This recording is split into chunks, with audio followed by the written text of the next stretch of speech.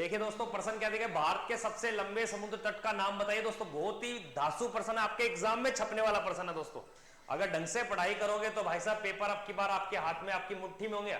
जो जीके के प्रश्न होंगे वो सारे इसी क्लास से आपको मिलने वाले भाई साहब, इसी क्लास से मतलब यानी कि जो हमारे द्वारा पढ़ाया जाए सारा का सारा कंटेंट मिलेगा आपको। बस सब्र कीजिए, वेट कीजिए, लोगों को शेयर करिए, लाइक करिए, सब्सक्राइब करिए चैनल को। तो देखिए, भारत के सबसे लंबे समुद्र तट का जो नाम है दोस्तों, उसे क्या बोलते हैं, उसे मेरियाना बीच यानी कि चेन्नई, ये आपको ध्यान देना। लेकिन अगर आपसे प्रश्न आ जाए कि सबसे लंबे राज्य की बात की जाए, तो सबसे लंबा यानी कि राज्य कौन सा है जो समुद्र से लगता है, राज्य की बात आ जाए, तब आपका जवाब क्या होगा दोस्तों, गुजरात। गुजरात 1214.5 किलोमीटर की सीमा लगती है किसके साथ भाई, गुजरात।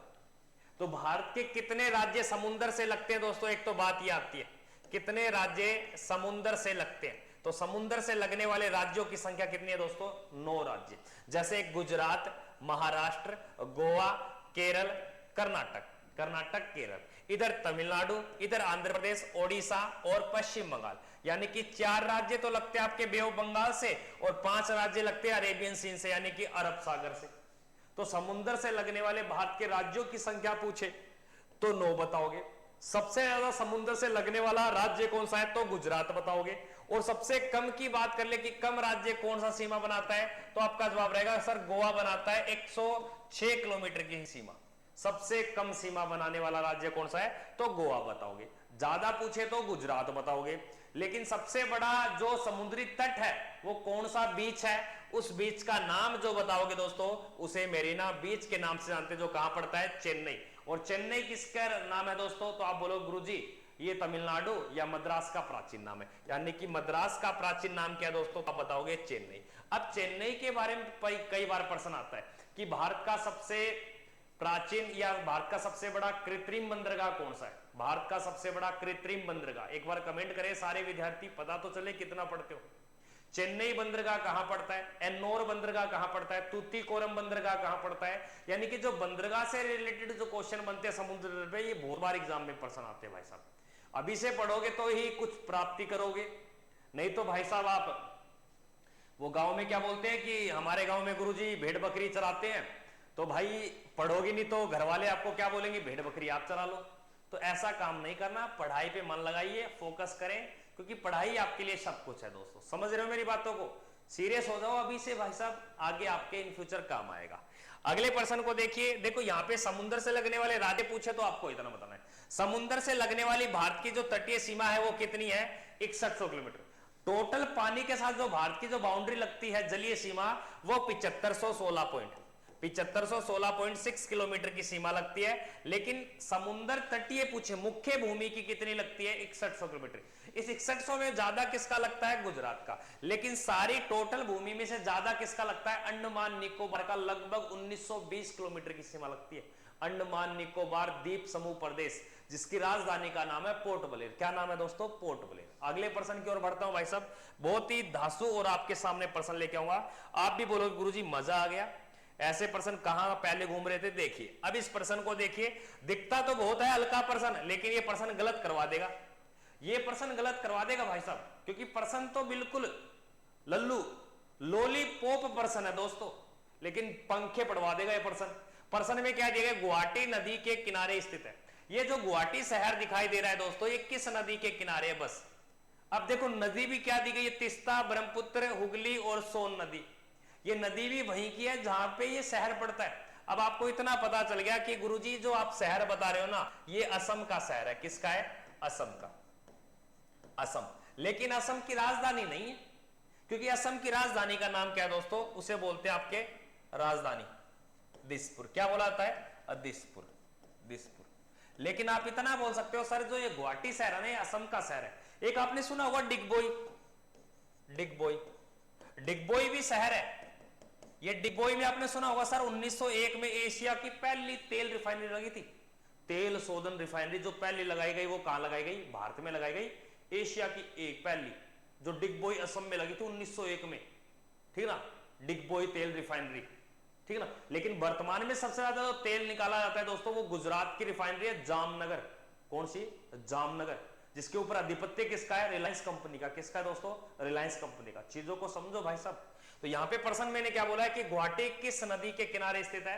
तो ध्यान देना दोस्तों, असम की राजधानी तो है दिसपुर, लेकिन असम का ही शहर है डिगबोई। तो डिगबोई और गुवाहाटी दोनों उसी नदी के किनारे है, जो नदी उस क्षेत्र का शोक कहलाती है, जिसे हम बोलते हैं ब्रह्मपुत्र। क्या बोलते हैं दोस्तों? ब्रह्मपुत्र। तो यहाँ का राइट उत्तर क्या हो जाएगा? ब्रह्मपुत्र। लेकिन ब्रह्मपुत्र से कई प्रश्न बहुत फंसेंगे कैसे? कई बार ऐसा प्रश्न आता है, सर ये जब ब्रह्मपुत्र नदी निकलती है मानसरोवर झील पर, तब क्या बोलते हैं?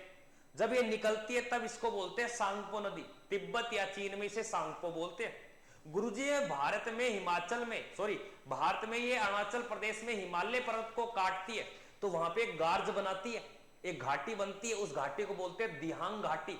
जब ये दिहांग घाटी से अरुणाचल प्रदेश में एंट्री लेती है, तब सारे बोलते हैं दिहांग नदी आ गई, दिहांग नदी आ गई। सांगपो का नाम क्या पड़ गया दोस्तों? दिहांग नदी। जैसे दिहांग नदी आपके ये सदिया कहां पड़ता है दोस्तों? तो आप बताओगे गुरुजी ये सदिया पड़ता है असम के अंदर। जब ये असम में एंट्री करती है तब इसे क्या बोलते हैं कि गुरुजी ब्रह्मपुत्र आ गई। क्या आ गई? ब्रह्मपुत्र। जब ब्रह्मपुत्र नदी जब बांग्लादेश में जाती है तब सारे बोलते हैं जमुना आ गई। क्या आ गई? जमुना आ गई। वही जमुना अपना जल गिराती है पद्मा में, वो पद्मा जो बांग्लादेश में गंगा थी, जैसे ही कलकत्ता में गंगा थी, जैसे ही कलकत्ता से बांग्लादेश में आई तब नाम पड़ गया पद्मा। ऊपर से ब्रह्मपुत्र यानी कि जमुना गिरी और आगे नाम क्या पड़ गया? मेघना नाम। बहुत सारे नाम बदलती है दोस्तों, क्योंकि ये चीजें आपके एग्जाम में आती है और आप चीजों को समझ नहीं पाते। तभी तो बोलता हूं चीजों को समझिए। सेशन को लाइक व शेयर करें भाई साहब। तो ब्रह्मपुत्र के नाम देख लो कौन कौन से नाम है। एक तो सांगपो नाम याद रखना, उसके बाद में दिहांग नाम याद रखना, उसके बाद में इसका सही नाम पड़ता है ब्रह्मपुत्र, और ये ब्रह्मपुत्र नाम कहां पड़ता है? असम में। और उसके बाद में जो नाम पड़ता है इसका, ये पड़ता है जमुना, और जमुना के बाद में इसका नाम क्या पड़ता है दोस्तों? मेघना। तो कई बार प्रश्न ये आता है कि मेघना कौन सी नदी है, तब आपको अकेला पूछे तो एक बताओगे ब्रह्मपुत्र, दो पूछे तो गंगा जमुना की संयुक्त धारा को ही क्या बोलते हैं? मेघना कहा जाता है, जो बांग्लादेश में और अंत में एक डेल्टा बनाती है, उस डेल्टा को बोलते हैं आपके सुंदरवन का डेल्टा। 1,05,000 वर्ग किलोमीटर में फैला हुआ बहुत बड़ा डेल्टा। अगर प्रश्न आ जाए कि सर डेल्टा क्या होता है, वह नदियां जो अपना अपसाद एक मैदानी तल में यानी कि एक किनारे पर एक ऐसा लगता है जैसे मैदान के ऊपर छोड़ दिया इसने, ना तो गहरा ना ऊंचाई पर, एक समतल भाग में मलबा इकट्ठा करती है, उसे क्या बोला था? डेल्टा। और डेल्टा बनाने वाली विश्व की सबसे बड़ी नदी कौन सी है? ब्रह्मपुत्र। ब्रह्मपुत्र के साथ साथ कौन सी बताओगे? गंगा नदी। कर लोगे याद? बाकी आपकी मर्जी है दोस्तों, करो तो करो, ठीक है, ना तो ना करो। अब एक छोटा सा प्रश्न बता दो मुझे कि विजयवाड़ा शहर किस नदी किनारे? विजयवाड़ा। तो विजयवाड़ा जो शहर है दोस्तों, ये किस नदी के किनारे है? और एक याद रखना विजयनगर। तो विजयनगर जो शहर है ये किस नदी के किनारे है?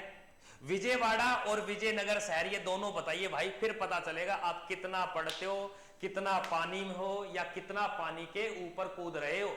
चीजों को समझ लो दोस्तों, बताइए भाई फटाफट से।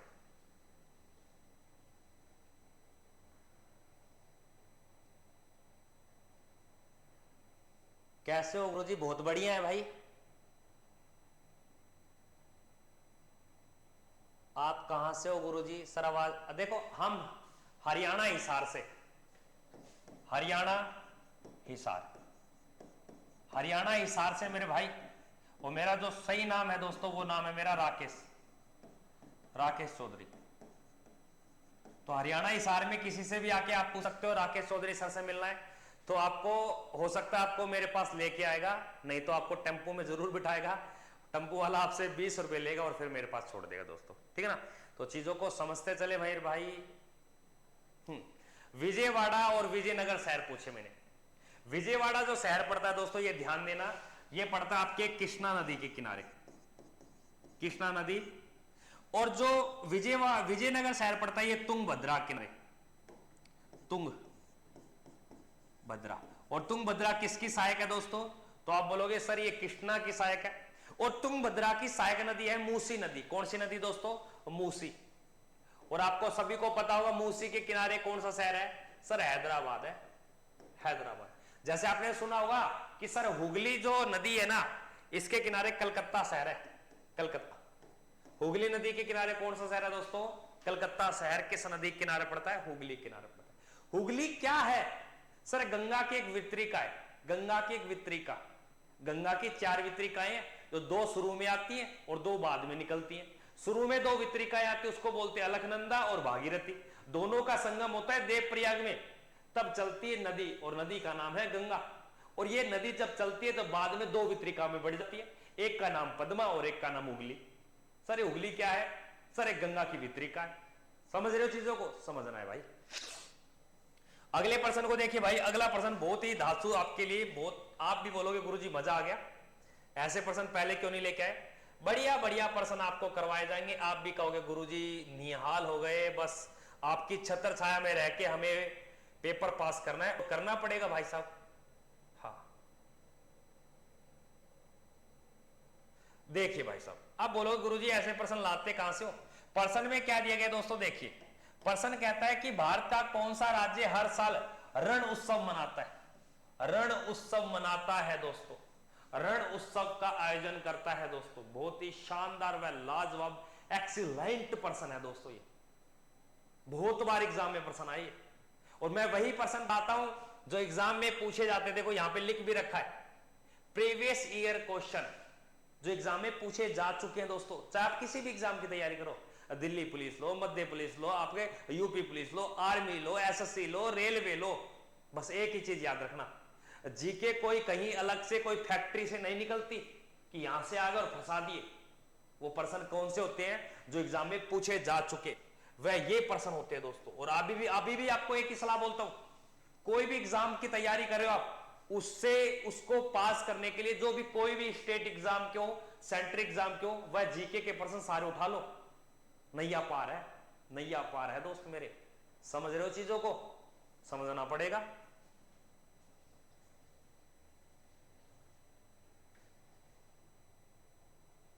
हाँ नमस्कार भाई सभी को, राम राम, जय हिंद दोस्त। बताइए क्या देगा? भारत का कौन सा राज्य हर साल रण उत्सव मनाता है? अब रण का क्षेत्र तो सुना होगा दोस्तों, कहां है? गुजरात में। कहां पड़ता है दोस्तों? अब गुजरात में। तो इसका राइट उत्तर क्या हो जाएगा दोस्तों? गुजरात।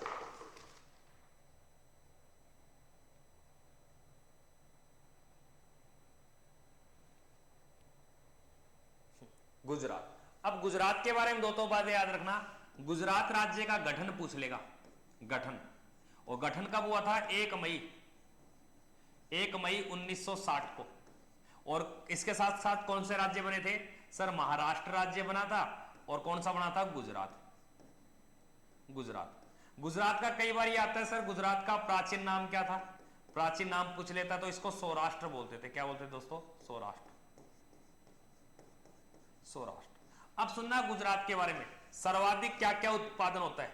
सर्वाधिक फसल की अगर मैं बात करूं, सर्वाधिक फसल का उत्पादन ये इंपोर्टेड बातें हैं, क्योंकि सर्वाधिक जो फसल होती है दोस्तों वो ध्यान देना, एक तो बाजरा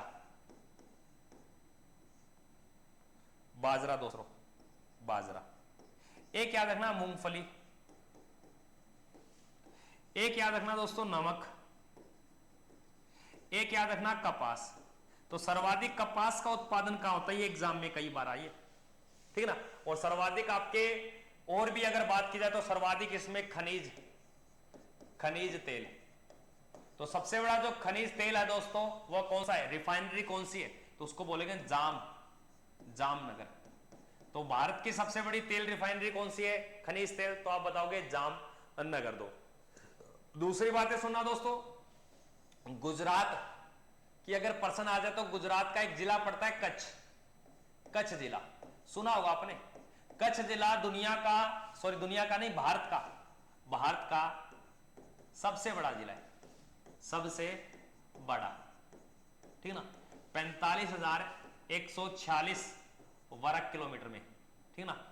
45,146 वर्ग किलोमीटर में पड़ता है दोस्तों, ये ध्यान देना, कच्छ, ठीक है ना। ये आपको पढ़ना है, आराम से अच्छे से पढ़ते चलें, इस चीजों को कर लोगे। अगले प्रश्न को देखिए भाई साहब, अगला प्रश्न क्या दिया गया देखिए। नेक्स्ट प्रश्न देखिए क्या दिया है कि सदस्य सांसद की अनुमति के बिना संसद के कितने दिनों की अनुपस्थिति, यानी कि संसद में जो सांसद होना चाहिए वो संसद में बिना अनुपस्थिति यानी कि कोई भी अनुमति नहीं ली और अब्सेंट है, आउट है, तो कितने दिन बाद में उसकी सदस्यता को अयोग्य घोषित कर दिया जाएगा, अयोग्य घोषित किया जा सकता है, यानी कि अब वह संसद का एक सांसद नहीं रहा। कितने दिन की अनुपस्थिति के कारण उसे सदस्यता छीन ली जाती है दोस्तों, ये चीज को बताइए मेरे भाई।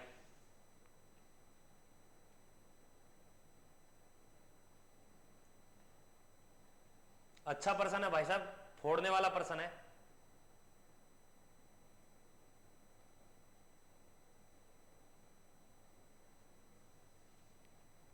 हाँ ला डालो। तो संसद में अब कई बार ये प्रश्न आता है गुरुजी सांसद कौन कौन होते हैं। अब सांसद वही होते हैं जो संसद के सदस्य होते हैं। संसद के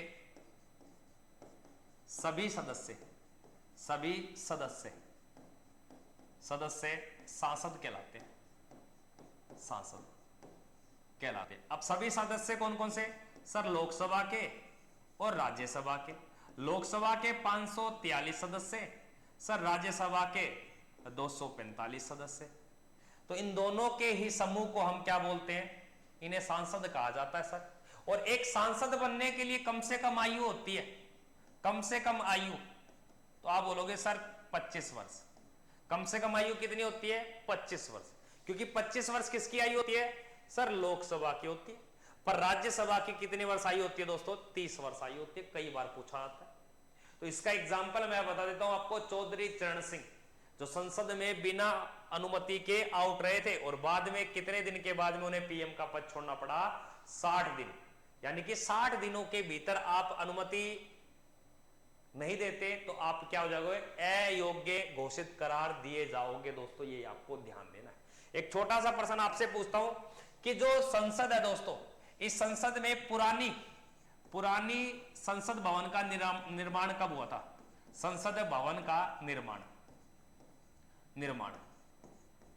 नई वाली तो आप बता दोगे, ठीक ना, 2023। लेकिन पुरानी की अगर बात करूं तो आपको याद रखना 1927। याद रखना दोस्तों, संसद का गठन कब किया गया, संसद का गठन, तो आपको ध्यान देना सर, आर्टिकल 79 के तहत संसद जो आई, ये आई थी दोस्तों 1952 में। और 1952 में तब इसे लोकसभा को बोलते थे जनता का सदन, और नीचे वाले को बोलते थे राज्य परिषद, स्टेट काउंसिल के नाम से जानते थे राज्य सभा को। लेकिन 1954 में जनता के सदन को नाम दे दिया लोकसभा, ठीक ना, और राज्यसभा को नाम दे दिया, स्टेट काउंसिल को नाम दे दिया राज्यसभा। तो ये चीजों को आप अच्छे से याद रखें। अगले प्रश्न को देखिए, अगला प्रश्न क्या कहता है, बहुत ही शानदार व लाजवाब।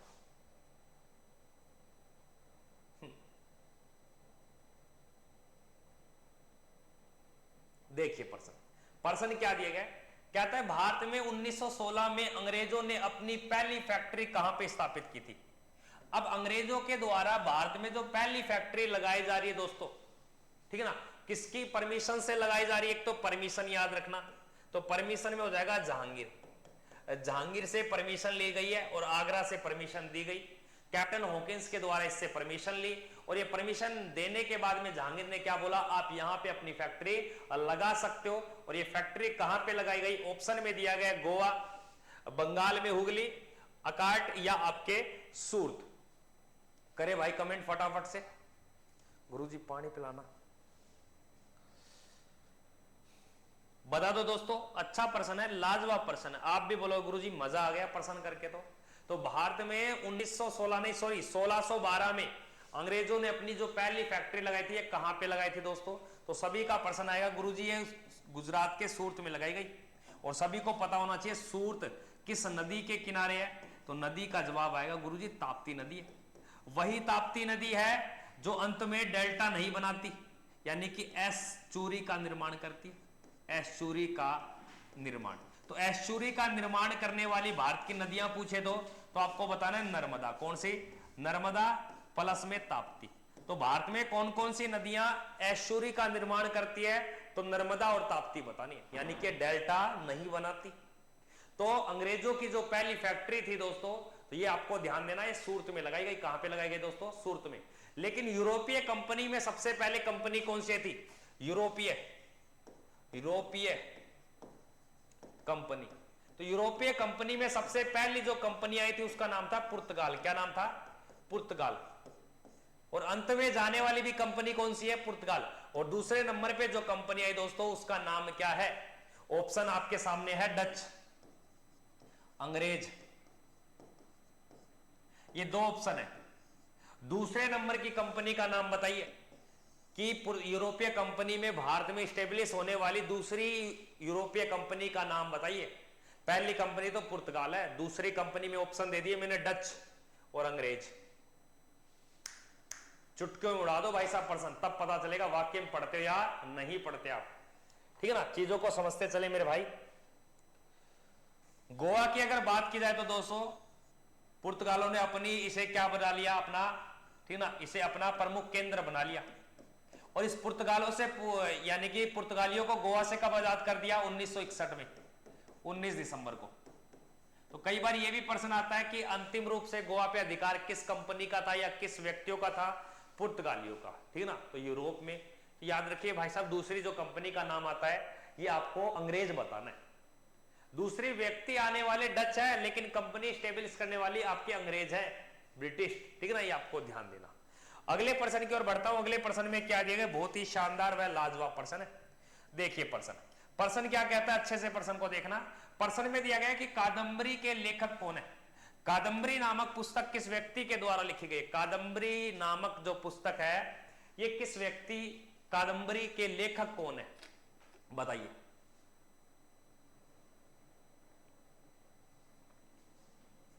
मजा आ गया भाई, चीजों को आप पढ़ते हो, सेशन को शेयर भी करते हो। लेक्चर क्यों बंद थे सुधीर भाई? हमारा जो ऑनलाइन स्टूडियो था,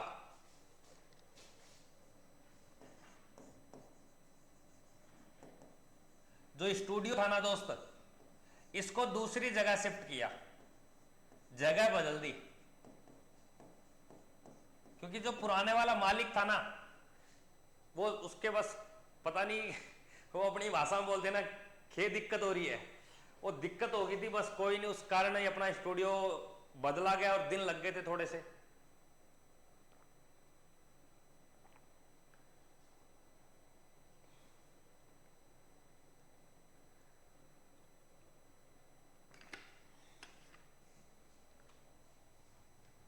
अब क्लास कंटिन्यू चलेगी, बस आपसे निवेदन है सेशन को शेयर करें, सेशन को शेयर करें दबा के, आप बस इतना काम कर दो आप। ठीक है ना, तो यहां पे प्रश्न में क्या दिया गया? कादंबरी के जो लेखक है दोस्तों ये बाणभट्ट है, और बाणभट्ट के द्वारा एक पुस्तक लिखी गई जिसका नाम क्या आता है? हरचरित्र।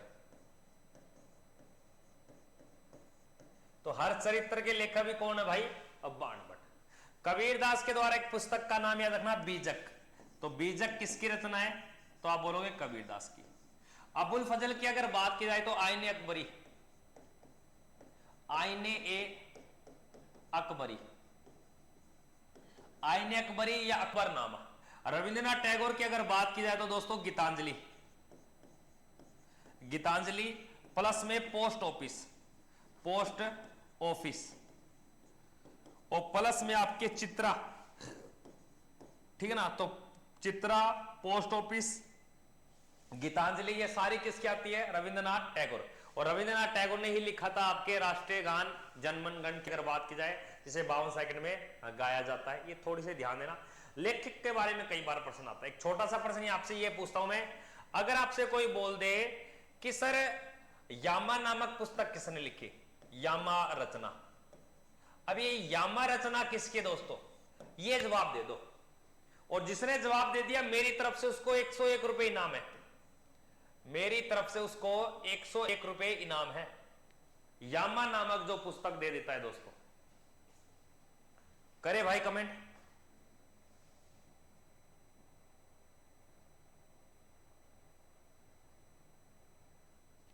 सर जी हमारी यह है बहुत, क्या लिख दिया बच्चे ने? अच्छा आप ये बोल रहे हैं हमारे यहाँ है। सुधीर भाई जरूर आएंगे भाई साहब, जरूर आएंगे। ठीक ना। सुधीर भाई आपसे देखो, जितने बच्चे सीरियस ढंग से पढ़ने वाले हैं ये सारे बच्चे अपनी सेशन को शेयर करें, क्लास को ज्यादा से ज्यादा शेयर करें, ठीक ना। वीडियो जो लाइव अपना सेशन चलता है इसको ज्यादा से ज्यादा आप अटेंड करें, और जो डेली की डेली आपके जो रीजनिंग की क्लास हो गई प्लस में आपके मैथ की क्लास हो गई, क्योंकि अभी से बता रहा हूं दोस्तों, मैथ और रीजनिंग के बिना आप अधूरे हो। अगर इसका बेस आपका मजबूत नहीं होगा दोस्तों, तो आप चाहे जीके पढ़ लो, चाहे आप इंग्लिश पढ़ लो, चाहे आप इसमें कंप्यूटर पढ़ लो, चाहे आप कुछ भी पढ़ लो, कुछ भी फायदा नहीं है। जब तक आपका जीके और मैथ में सॉलिड बॉडी बन जाएगी तेरी मिन्ने भीतर, यानी कि जब तक आपकी रीजनिंग और मैथ इस पे आप काबू नहीं कर लेते दोस्तों, बाकी तो कुछ नहीं है। अब बाकी तो ऐसे समुद्र में जो बतख तैरती है ना, बिल्कुल बतख के अनुसार हो आप। अरे चीजें तो ये है, ये गुच्ची मारने वाली मछलियां, इन मछलियों को पकड़ो, बाकी अपने पीछे आएगा सब कुछ। यानी कि मैथ रीजनिंग की क्लास को भी आप अटेंड किया करो दोस्तों, तो तभी तो मजा आएगा पढ़ने में, ठीक है ना। अगले पर्सन को देखिए भाई, नेक्स्ट पर्सन को देखिए, अगले पर्सन में क्या दिया गया। हाँ देखिए प्रश्न बहुत है, गुफा के बारे में बहुत प्रश्न आते हैं भाई साहब। ये गुफाओं के क्या प्रश्न बन गए, गुफा ही गुफा दिखती है हर जगह। देखिए एक तो आपसे पूछेगा हाथी गुफा, तो आपका जवाब होगा उड़ीसा, ठीक है ना। एक आपसे पूछेगा अमरनाथ, अमरनाथ अमरनाथ गुफा, तो आपका जवाब होगा गुरुजी ये पड़ती है जम्मू एंड कश्मीर में। एक आपसे पूछेगा भीमबेटका, भीमबेटका ये पड़ती है गुरुजी मध्य प्रदेश में। एक आपसे बोल देगा कनेरी की गुफा, कनेरी की गुफा, और एक आपसे बोल देगा एलोरा की, ठीक ना। एक आपसे बोल देगा एलिफेंटा। ये सारी की सारी पड़ती है आपके महाराष्ट्र में, ठीक ना।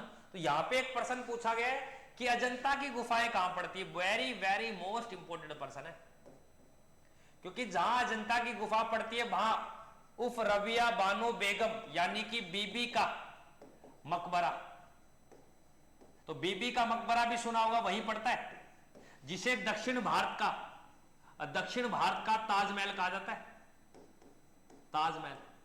तो दक्षिण भारत का ताजमहल किस मकबरे को कहा गया, बीबी के मकबरे को, जो औरंगजेब की पत्नी का नाम, औरंगजेब ने 2 शहर बसाए थे, एक औरंगाबाद एक दौलताबाद।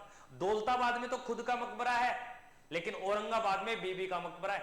वही औरंगाबाद में आपके गुफा का नाम पड़ता है जिसे बोलते हैं अजंता की गुफा। यहां पे जो राइट उत्तर हो जाएगा ऑप्शन संख्या ए हो जाएगा, बिल्कुल right. Very very most important है ये सारी गुफाएं, जितनी भी लिख दी मैंने। चाहे इसका स्क्रीनशॉट लो, चाहे आप कॉपी में नोट डाउन करके चलो, क्योंकि चीजें आती है भाई एग्जाम में, और जब एग्जाम में आएगी तभी तो पढ़ाऊंगा आपको, ऐसे थोड़ी बात बनेगी।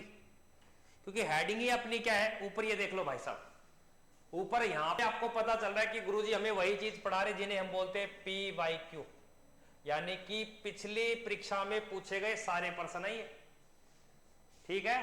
अब आगे देखिए काम की चीज, अगला प्रश्न देखिए, very very very most important प्रश्न का नाम पढ़िए, क्या दिया गया। हड़प्पा में मिट्टी के बर्तनों पर सामान्यतः किस रंग का उपज यानी कि हुआ करता था। अब बहुत अच्छा प्रश्न है, यहां पे क्या है, उपजंग, मिट्टी के ऊपर यानी कि किसका उपजंग होता था दोस्तों, लाल, नीला या पांडु या नीला। अब ये कह रहा है, देखो आपने मिट्टी देखी हो, कोई मान लो घड़ा है, ये क्या है दोस्तों, ये घड़ा है, मटका, है ना। ये रोटी बनाने की प्रांत है, प्रांत है ये, ठीक है ना। और ये मान लो आपका यानी कि रोटी सेकने का तवा, ये तवा है। ये सारे के सारे किससे है, मृत भांड है ये, मृत भांड यानी कि मिट्टी से बने हुए बर्तन है ये सारे। और आपने देखा होगा सर, ये बर्तन जो है ना, ये किस मिट्टी के बने थे। मिट्टी तो कुछ भी हो सकती है, चिकनी, जलोढ़, कुछ भी हो सकती है, लेकिन सर इन मिट्टियों के ऊपर लेप था, लेप, और लेप के लिए उस मिट्टी का रंग बताना आपको, यानी कि इसके ऊपर किस मिट्टी का लेप किया हुआ था। वेरी वेरी इंपॉर्टेंट पर्सन ये बनता है यहां, बता दो भाई साहब, किस रंग का लेप पाया गया है दोस्तों?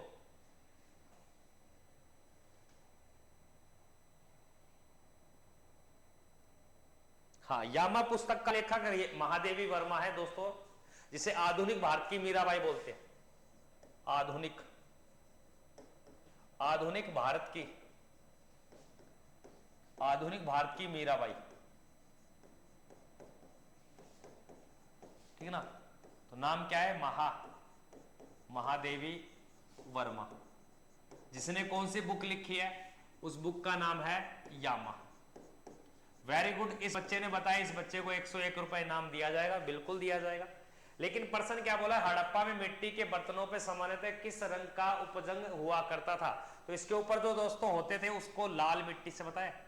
लेकिन इस लाल मिट्टी के ऊपर जो कलाकृति होती थी, आकृतियां बनाई गई है, आकृतियां या डिजाइन बोल सकते हो, वो काली मिट्टी से, यानी कि काले रंग से आपको ध्यान देने, काले रंग से। इंपोर्टेड प्रश्न है, कई बार प्रश्न आई है भाई साहब। और इसी से रिलेटेड एक प्रश्न याद रखना कि आज वर्तमान में अगर देखा जाए तो कौन सी मिट्टी भारत में सबसे ज्यादा पाई जाती है? जिसे क्या बोलते हैं? जलोढ़ मिट्टी। सर, इन मिट्टियों का जो, इन बर्तनों का जो प्रयोग करते थे वो कौन सी जाति के लोग थे? वो द्रविड़ लोग थे। द्रविड़ जातियों के लोग थे, ये आपको ध्यान है। जैसे वैदिक सभ्यता में जो लोग पाए गए वो किस जाति के पाए गए? गुरुजी, ये आर्य के। और आर्य क्या होते हैं? सबसे महान, सबसे श्रेष्ठ, सबसे कुलीन, ठीक ना। ये महाराष्ट्र सर्वश्रेष्ठ होते हैं कुलीन आपके आर्य। अगले प्रश्न को बताता हूं भाई साहब। अगला प्रश्न बहुत ही आपके सामने लाजवाब हो सकता है। हाँ, वेरी गुड। अब देखिए क्या प्रश्न दिया गया। लाजवाब प्रश्न है, बहुत इंपॉर्टेंट प्रश्न है। ऐसा क्यों? देखो, दो बातें आपके सामने लिखी है। आप कई भाषा में आराम से पढ़ते हो कि गुरुजी हमने कई चीजें सीखने को मिलती है। जैसे एक तो नाम मिलता है सर हमें एससी, सर एक नाम मिलता है हमें एसटी। क्या नाम मिलता है? एसटी।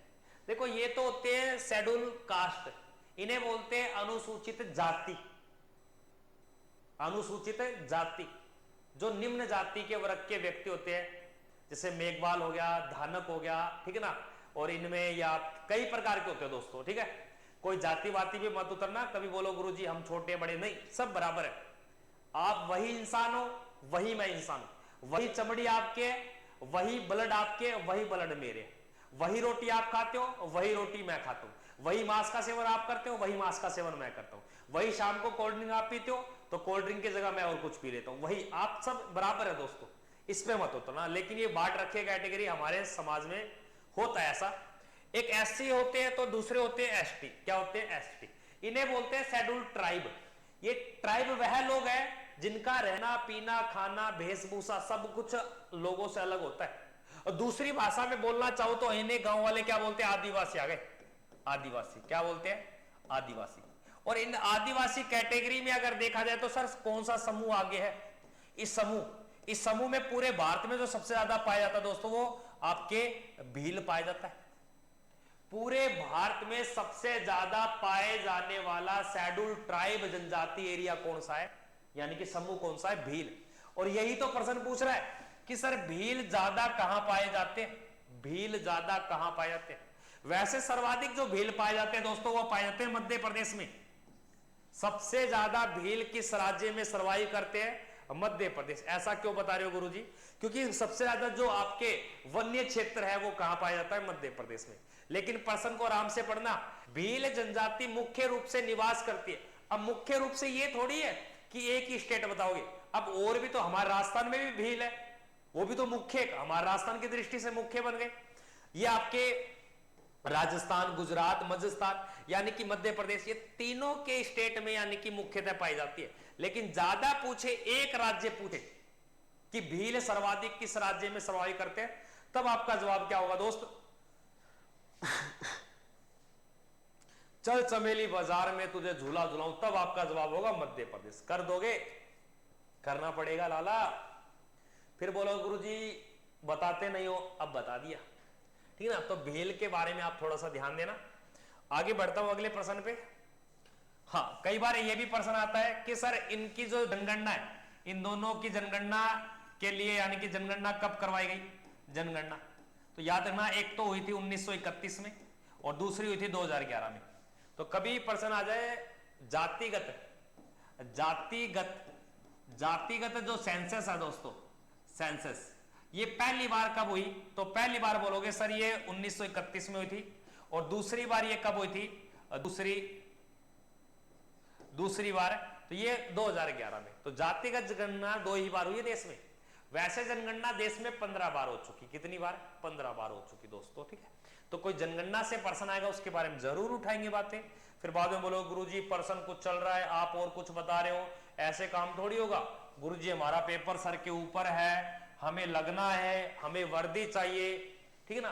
तो नौकरी सभी को चाहिए, क्योंकि और एक सीरियस बात बोलता हूं, 2023 में मेरी बात को ध्यान से सुनना, अगर 2023 में जो भी सरकार भर्ती निकालती है, अगर आप उस भर्ती में कामयाब हो गए दोस्तों, तो हाथ जोड़कर और दिल से सैल्यूट है, क्योंकि आने वाला यही टाइम है कि 2023 और 2024 के कुछ महीने, मई अप्रैल तक, उसके बाद में भाई साहब वेट करते रहते ना भर्ती कब आएगी, क्या प्रोसेस, नहीं भाई अभी मौका है, 5-6 महीने का मौका है, टाइम दे दो आप हमें, फिर आपको बताएंगे भाई साहब कैसे तैयारी करनी है। तो भाई सीरियस हो जाओ, आपके माता पिता ने, आपके बड़े भाई बहन ने, आपके रिश्तेदार ने आपके ऊपर उम्मीदें लगा रखी है कि आपकी बार हमारा बेटा सिलेक्शन लेगा, हमारा बच्चा सिलेक्शन लेगा, तो भाई साहब उनके सपनों को पूरा करें। आप ये थोड़ी है कि आप शहर को छोड़ के दूसरे शहर में चले गए और वहां पे शहर में जाते ही क्या बोलोगे, हाँ बाबू क्या कर रहे हो, बाबू याद आ रही है, बाबू पिज्जा खा लो, बाबू ठंडा पी लो, बाबू फोन मत काटना, बिना फोन के नींद नहीं आएगी, बाबू अब फोन को ऑन रखना, बस आपकी सांसें चलती रहनी चाहिए। अब बाबू की यहाँ सांसें चल रही है, वहां पे मम्मी पापा के यानी कि आंखों में आंसू आए थे, अगले दिन वो क्या देखते हैं कि बेटे का महीने का एक खर्चा आ गया, अब बेटे को खर्चा भेजना है, बेटी 1 महीने से बाहर रह रही है, अब बेटी का खर्चा आ गया। तो देख लो भाई साहब, जिम्मेदारी आपके माँ बाप पे अभी है, आपके ऊपर तो कुछ भी नहीं है, आपको तो करना क्या है, ओनली फॉर स्टडी करनी है, यही तो करनी है। अब इसके लिए आप भाई साहब ये नखरे करवाते हो ना, पढ़ लो, पढ़ लेंगे जी, पेपर बाद में है जी, फार्म नहीं आया, ये फलाना दिकड़ा, पढ़ लेंगे, आपको क्या है, कोई बात आपको बढ़िया बताए ना। क्यों भाई आप क्यों बता रहे हो, मेरे माँ बाप भेज रहे हैं पैसे, हम पढ़े ना पढ़े, हम कहीं घूमे, हम किसको मूवी दिखाएं, किस कैफे में बढ़ जाए, किस होटल में लेके जाए हमें, आप कौन होते हो हमें कहने वाले। ये भाई अभी लग रहा है, मेरे भला तू चाहे दिन में 10 बार ले जा, तो 10 बार घुमा लिया, तो 10 बार बर्गर खा ले, मुझे कुछ नहीं लेना। पढ़ना है तो भाई साहब अब की बार मौका है, और एक चाणक्य आपके लिए ऑफर लेके आ रही है जल्द। और जिसने हमारे एप्लीकेशन को डाउनलोड नहीं किया दोस्तों, तो मैं सभी से हम्बल रिक्वेस्ट करता हूं कि सारे के सारे विद्यार्थी हमारे ऐप को डाउनलोड कर लो, क्योंकि आने वाली जितनी भी नई वैकेंसियां हैं, चाहे वो डिफेंस में आर्मी की वैकेंसी हो, चाहे सेंटर में एसएससी की वैकेंसी हो, चाहे रेलवे की वैकेंसी हो, चाहे वो दिल्ली पुलिस की हो, चाहे यूपी पुलिस हो, चाहे एमपी पुलिस हो आपके, तो अभी से बोलता हूं दोस्तों, हाथ जोड़ के निवेदन है, कम से कम अपने माता पिता की ओर तो देख लो भाई साहब। क्योंकि ये बातें मैं क्यों बोल रहा हूं, क्योंकि मेरे भी एक गुड़िया है दोस्तों, और वो गुड़िया थोड़ी जवान होगी, बड़ी होगी, वो भी पढ़ेगी, जिम्मेदारी मेरी ही बढ़ती है, तो मैं भी उम्मीद लगाऊंगा उससे। तो कम से कम यार थोड़ा समझा करो यार, कोऑपरेट किया करो टीचरों को, आप टीचरों क्लास को शेयर किया करो, सपोर्ट किया करो भाई साहब, आपके लिए कर रहे हैं भाई साहब। कभी भी मैं स्पीच नहीं देता, पर आज क्यों दे रहा हूं, क्योंकि मेरे अंदर से आवाज उठ रही है, क्योंकि अब मौका है, और ये मौके बार बार नहीं मिलते। जो बच्चे तैयारी करते हैं उनसे पूछो, दिल्ली मुखर्जी नगर जाना आप, फिर पता चलेगा आपको, गुरुजी सही कह रहे हो आप। तो भाई मैं तो सही बोलता हूं, पर आप सही मानते थोड़ी हो। हाँ, लाइक व शेयर करें भाई क्लास को ज्यादा से ज्यादा। अरे वैकेंसी जल्दी आ जाएगी, आर्मी एमएस की वैकेंसी अभी भाई जल्द आएगी, टेंशन नहीं लेने का। ये एक इमोजी बना के दांत पाड़ रहा है, तू हंस ले लाला, तेरा मोड़ तो मैं बनाऊंगा, ठीक है ना। तो अपने प्रश्न की ओर बढ़ते हैं। अगला प्रश्न क्या था अपना,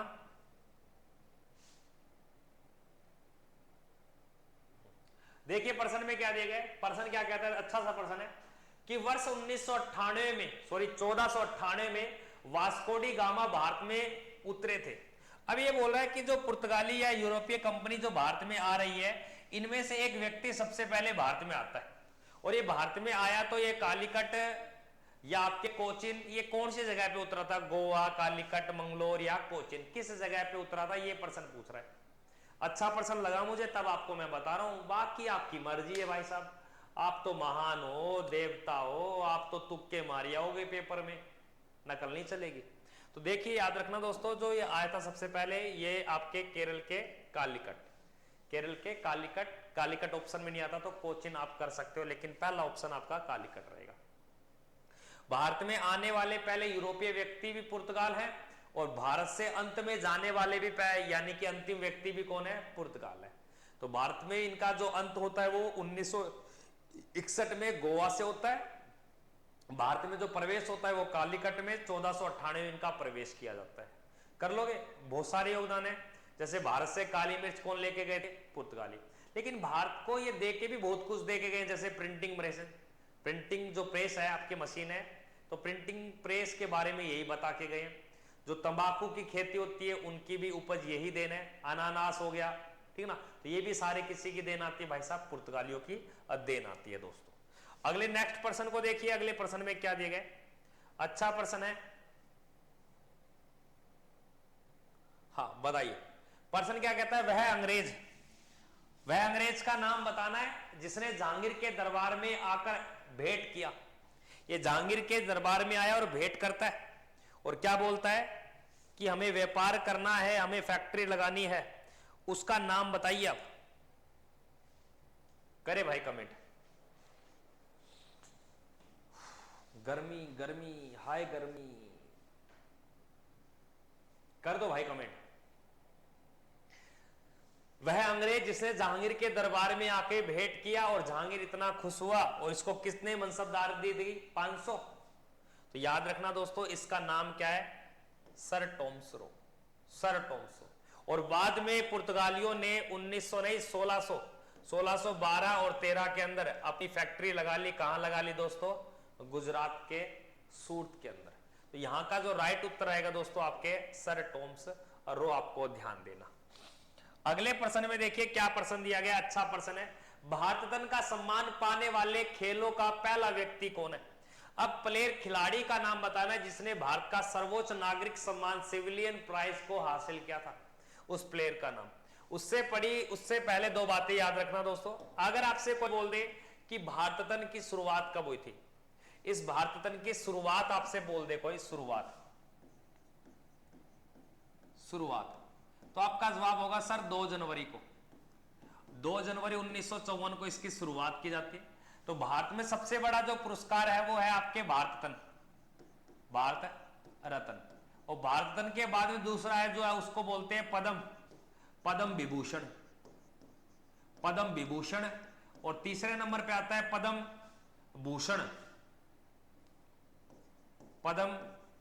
भूषण, और चौथे नंबर पे आता है उसको बोलते हैं पद्मश्री।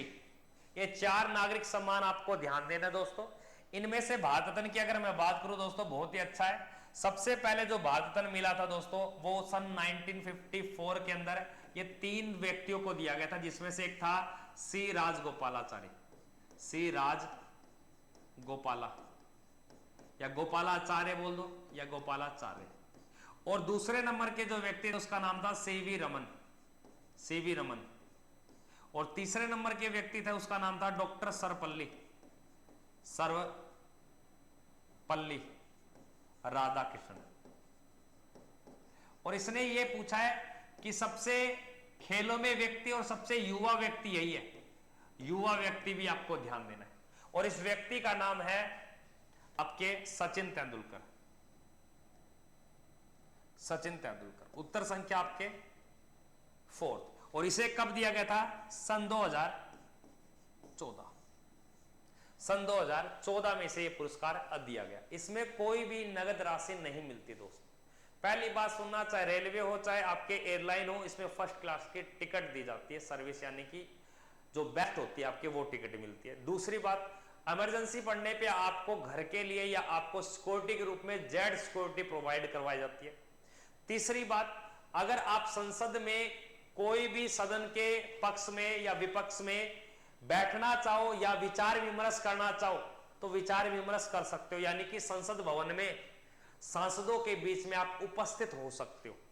लेकिन जब किसी बिल को पास करने के लिए, पारित करवाने के लिए जब उसके ऊपर हस्ताक्षर किए जाते हैं, तब उसमें आप अपना वोट नहीं कर सकते। कौन लोग? जो भारत रत्न से सम्मानित होते। भारत रत्न जब 1954 में शुरू किया गया था दोस्तों, एक ही बात बोली थी, भारत रत्न दिया जाएगा जो उत्कृष्ट यानी कि क्षेत्र में विजय हासिल करता है, जैसे समाज, चिकित्सा, कला, समाज सेवी, ठीक ना, और आपके खेल जगत में ही आपके कला में आ जाता है दोस्तों। और अगर बात की जाए तो भारत रत्न मरणोपरांत ये पहले नहीं था, अगले ही वर्ष 1955 में बोला गया कि जो मरणोपरांत है उनको भी दिया जाना चाहिए। तो सबसे पहले जो मरणोपरांत दिया गया वह लाल बहादुर शास्त्री के परिवार को बुला के दिया जाता है सन 1966 के अंदर। वही लाल बहादुर शास्त्री जिसने सन 1966 में 10 जनवरी को भारत और पाकिस्तान के बीच कौन सा समझौता होता दोस्तों? ताशकंद समझौता, जो उज्बेकिस्तान में किया जाता है। ये कई बातें आपको ध्यान देनी है दोस्तों। अगले प्रश्न की ओर बढ़ूं। हाँ, अगले प्रश्न को देखते हैं, बहुत ही लाजवाब है, शानदार प्रश्न आपके लिए।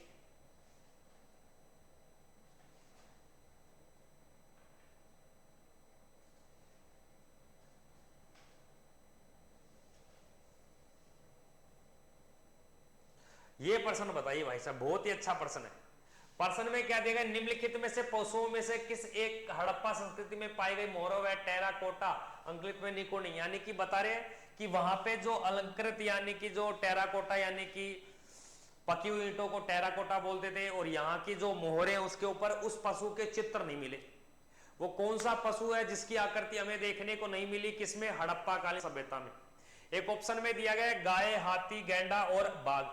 तो किसके चित्र नहीं प्राप्त हुए दोस्तों? फटाफट से कमेंट करके बताइए।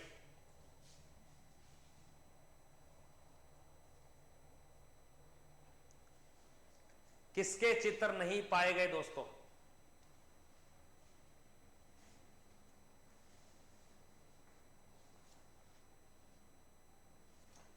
अभी प्रिंस कुमार, अभी फोरम स्टार्ट नहीं हुए। प्रिंस, जैसे ही फोरम स्टार्ट हो जाएंगे आपको सूचित किया जाएगा, टेंशन नहीं लेने का बस।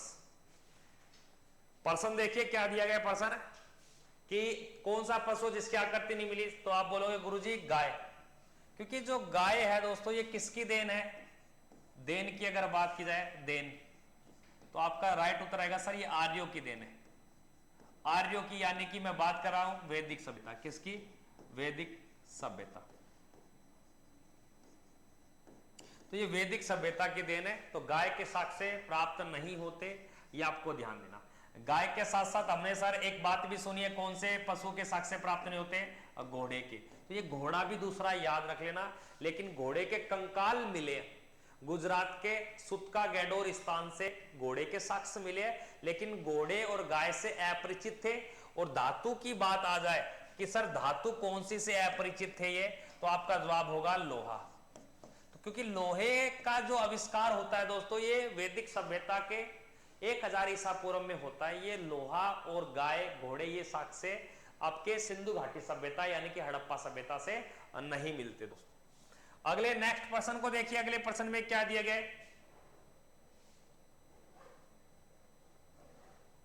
देखिए प्रश्न, संघ सरकार के राजपत्रित अधिकारी नियुक्ति और उसमें से सेवा के मुक्त कौन होते हैं दोस्तों? ये थोड़ा सा जो संघ सरकार आपके यूपीएससी या यूनियन सरकार है, हाँ, तो इसके अंदर जो उससे सेवा से मुक्त कौन कर सकता है दोस्तों? तो ये कौन करता है उन्हें? ये भारत का राष्ट्रपति करता है। बस सिंपल सा प्रश्न है। एक लास्ट का, आज का लास्ट क्वेश्चन देता हूं जो अच्छा प्रश्न है। आप भी बोलो गुरुजी मजा आ गया, और मजे वाले प्रश्न को ही देता हूं। वो लो भाई साहब, ये लो प्रश्न। अब ये प्रश्न आपका गलत होगा तो भाई साहब मैं नहीं बताऊंगा आपको कि आप कैसे पढ़ोगे, कैसे नहीं पढ़ना चाहिए। देखिए प्रश्न को, भारत के पहले उप राष्ट्रपति का नाम बताइए। इसके बाद में जो आपकी क्लास होगी दोस्तों, यानी कि 9:30 पे, वह आपके रीजनिंग की क्लास होगी। और रीजनिंग की जो क्लास लेके आएंगे वह आपके बलवंत गुरुजी लेके आएंगे। यानी कि बलवंत सर आपको 9:30 पे एक चाणक्य विद्यापीठ ऑफिशियल यूट्यूब चैनल पे ही आपको पढ़ा रहे हैं। तो कंटिन्यू क्लास इसी प्रकार रहेगी। टाइम शेड्यूल सुन लो, 6 से 7 बजे के बीच का जो टाइम शेड्यूल है शाम को, इवनिंग की बात कर रहा हूं, इसमें मैथमेटिक्स की क्लास चलेगी, यानी कि मैथ की क्लास है। और 7 से 8 बजे की जो क्लास चलती है इसमें हिस्ट्री की क्लास चलती है आपके, यानी कि प्रवीण सर के द्वारा। और 8 से 9 बजे की जो बीच की क्लास चलेगी इसमें आपके जीके की क्लास यानी कि मेरी क्लास चलेगी आपको, ठीक ना। और उसके बाद में आपके 9:30 से लेकर आपके 10:30 बजे तक आपके जो क्लास चलेगी वह रीजनिंग की क्लास चलेगी। और बाद में आपके 10:30 बजे के बाद में आपको कुछ ही जल्द इंग्लिश की क्लास भी प्रोवाइड करवा दी जाएगी। तो यानी कि जो अपना शेड्यूल रहेगा ये 6 बजे से लेकर रात के 11 या 11:30 तक आपके बिल्कुल क्लासेस चलेंगी। और ये सभी क्लासें आपके डिफेंस के लिए बहुत ही इंपॉर्टेंट रहने वाली है दोस्तों। तो सभी से निवेदन है सेशन को ज्यादा से ज्यादा शेयर करें आप, और जो भी आपके यार दोस्त सभी को बताइए एक चाणक्य विद्यापीठ एप्लीकेशन को सब्सक्राइब करें भाई साहब आप, और YouTube चैनल को सब्सक्राइब करें, एप्लीकेशन को डाउनलोड करें, ठीक है ना। तो कोई क्वेश्चन में गलती हो जाए तो माफी चाहता हूं आपसे भाई, और हमारा आप सपोर्ट करें आप, ठीक है ना, ऐसे बात नहीं बनेगी। और डेली सुबह 8:15 बजे भी आपके जीके की लाइव क्लास होती है, बस स्टूडियो चेंज करने के कारण ये क्लासें नहीं हो पाई, अब आपको डेली मिलेगी।